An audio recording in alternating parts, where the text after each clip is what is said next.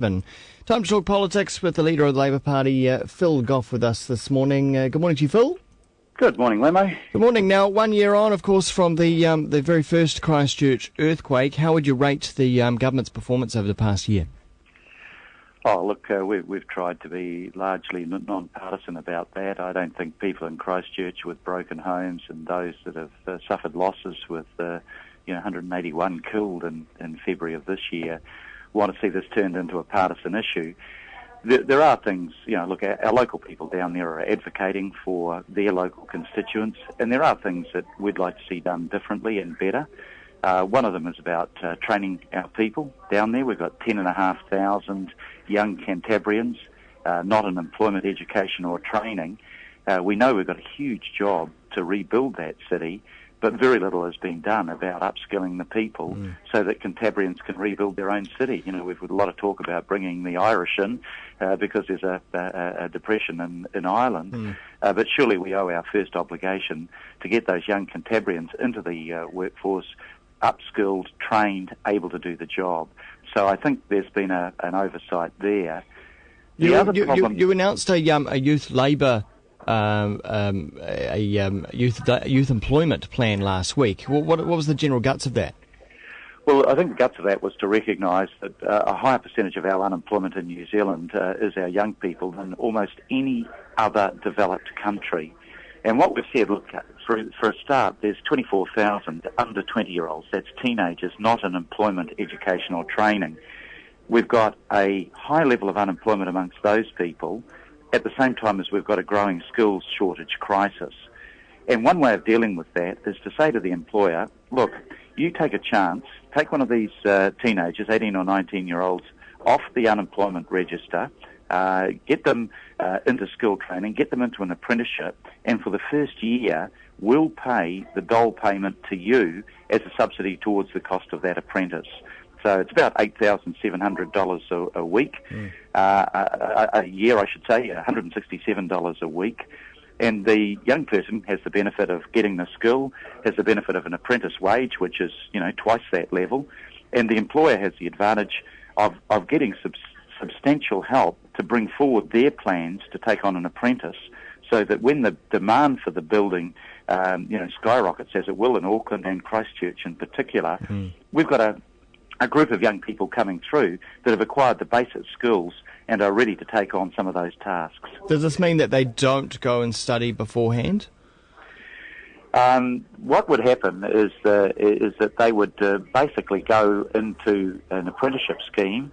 They would be doing block courses at polytechs. They'd be doing on-the-job training. Right. They'd be getting paid to do that. For the state, it's not a huge increase because a lot of those people would have stayed longer term on the unemployment benefit, and that's got lifetime costs associated with it. It's not a case of not being able to afford to do this. It's a case of being not able to afford not to do it. These kids are our future. We need them doing productive work, gaining skills that will last them a lifetime. And did I hear the goal of full youth employment as being the goal sort of by 2015 or something? Yeah, what we're looking at is by the end of our first term to give educational training or work opportunities to every one of our school leavers and Kiwi teenagers. Now, there'll always be some people on the side that, might be a few months out of work while they're in between one thing or the next. But what we want to really do is to create the opportunity so that there's no reason for any New Zealand teenager to be stuck on the unemployment scrap heap when they should be learning skills or getting further education towards their future. I mean, is that a policy whose time has come, or should this have been implemented a long time ago? Well, I think it's certainly a policy whose time has come, and, as unemployment has skyrocketed over the last 3 years, the government needed to move earlier on it. The idea was raised at the Jobs Summit 3 years ago. Nothing was done about it. We've got widespread support for it. Everybody from the, Master Builders Federation, who know that they've got, tens of thousands of skill shortage positions that they need to fill, to the Employers Association, to the trade unions, to ordinary New Zealanders that have come up and said, look, that really does make sense. Our future is about upskilling our people, not importing them from overseas, which seems to be the government's only plan. Talking about that Jobs Summit, I mean, that was a time of urgency back in 2000. What was that, end of 2008, beginning of 2009, just after the world economic crisis, the collapse. There was this urgency that everyone was worried about what was going to be happening to our economy. We're in a much worse position now than we were then. The government coffers are empty. We're borrowing more and more from overseas, but there doesn't seem to be the same urgency from the government, from my perspective anyway. No, I think you're absolutely right. I mean, I think the Jobs Summit was by and large a gimmick. We ended up talking about a cycleway that's, maybe created 300 or 400 jobs when we've got 155,000 New Zealanders out of work.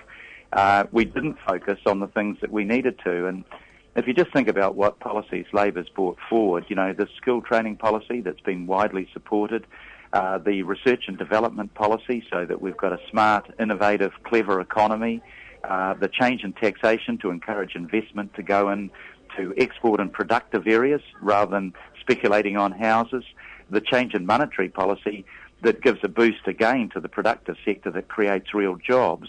You've got a coherent package of policies there that are designed to get a better future for New Zealand and a better future for our young people who are currently sort of becoming disillusioned, losing hope, becoming demotivated. We really can't afford that sort of lost generation. Phil Goff, thanks very much for your time. Thanks, mate. Good to talk to you, mate. We'll catch up with you next week. Righto. Cheers, mate. Bye. Leader of the Labour Party.